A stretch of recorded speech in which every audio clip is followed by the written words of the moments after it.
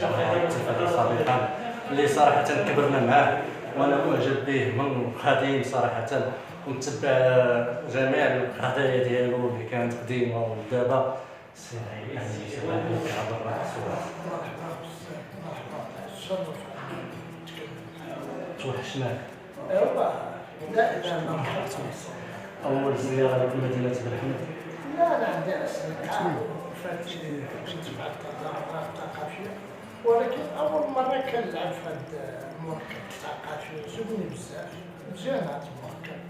كاين بعض المدن اللي يعني عجبوني اللي بحال القرداس النواحي. هذا المركب الثقافي تصور مدينه صغيره 44 مدينه صغيره فيها مركب ثقافي زوين. بالحمد ربما ما كنتش عارف تكون فيها في هذا المستوى، يعني المستوى مزيان. لا لا مزيان مزيان مركب ممتاز جدا. بعد مدن كبيره ما فيهاش هذا المستوى. ما شاء الله. إذا العرض ديال موظف كيفاش جات واش نقول لك بصراحه بالمرموز.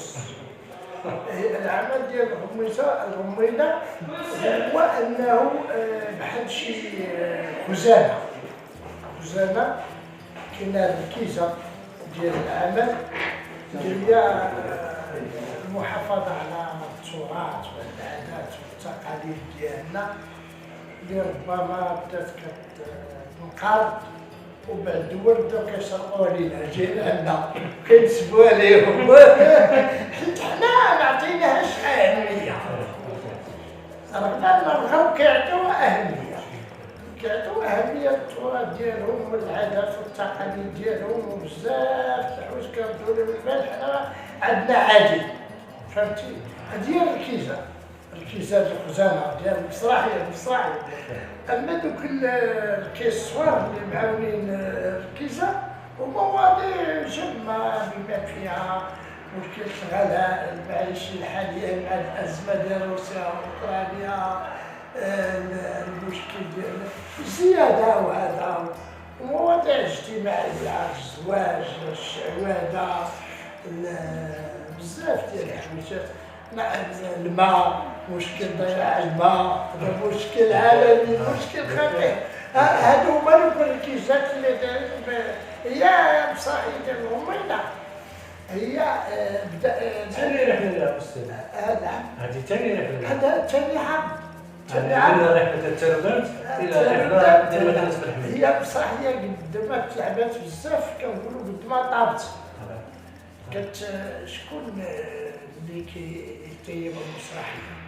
هو الجمهور، لان الممثل اللي كيكون كيلعب الدور ديالو كيدير العبار من الضحكات والتصفيقات ديال الجمهور. فاذا كان الجمهور مقتنع بشي مشاهد كتحافظ عليها، ودوك المشاهد اللي كيكونوا باردين في الارض كتطورهم. يعني الدكتور الكبير اللي كيشرح المسرحيه هو الجمهور. بالطبع. عدة رسائل إلى أستاذ. فيها بزاف منها رسالة أنا لقيت فيها نفسي، لأن كندوي على التراث وعلى حسب السن ديالي أنا مرتاح ليها. حضرت واحدة حتى الغالب. حتى هو موضوع والموضوع إلا ما كانش المسرحية كتطرق المواضيع. واش نويتي تمسوها؟ على بالو ماشي مواطن مغربي. كاين سلطان متزوج عنده وليدات، عنده متطلبات، عنده ما كيحس حتى هو. ولكن واش الفنان واخد الحقوق ديالو؟ لا خويا كاين شي ما نلقاش نتناقش به، لأن تنشوفوك لا كيشوف اللهم لك الحمد. الخرجات من الضغط كيورث الانفجار. كاين بعض الحالات انسان ضعيف جدا. كاين حالات اللي كتخليك تنفجر، المرض، حالات نفسانيه، الضغط، شي حويجات كتشوفها ما كتعجبكش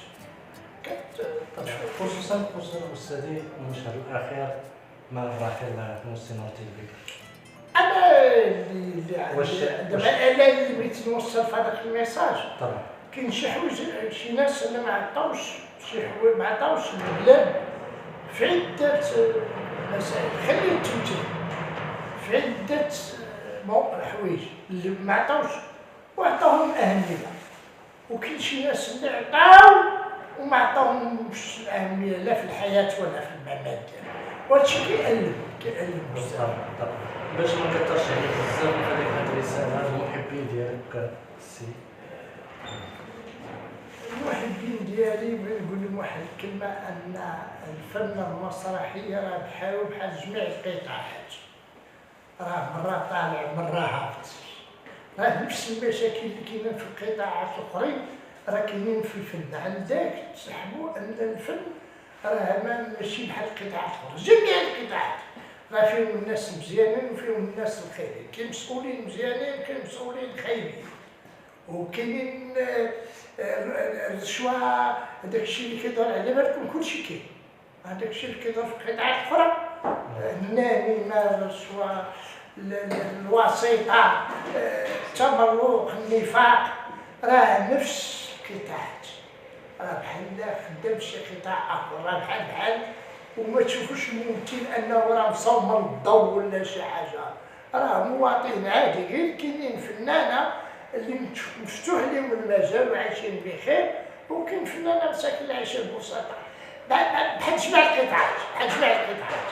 هذا هو اللي بغيت نقول لكم، ما تحكموش، ما تعلموش، فلا شي فنان غلط ما تغضبوش على الفنانه كاملين، راه فيهم الرجال وفيهم الرعاوي، راه جميع القطاعات فيهم الرجال وفيهم الرعاوي، ومن يجعل الناس كيقولوا جعل الناس سوا لا يصلح القيد، وهذا احبكم جميعا، اللي خايب واللي زوين احبكم جميعا. شكرا. فضلا وليس أمرا ادعمونا بلايك للفيديو واشتراك بالقناة، فهذا يدعمنا كثيرا.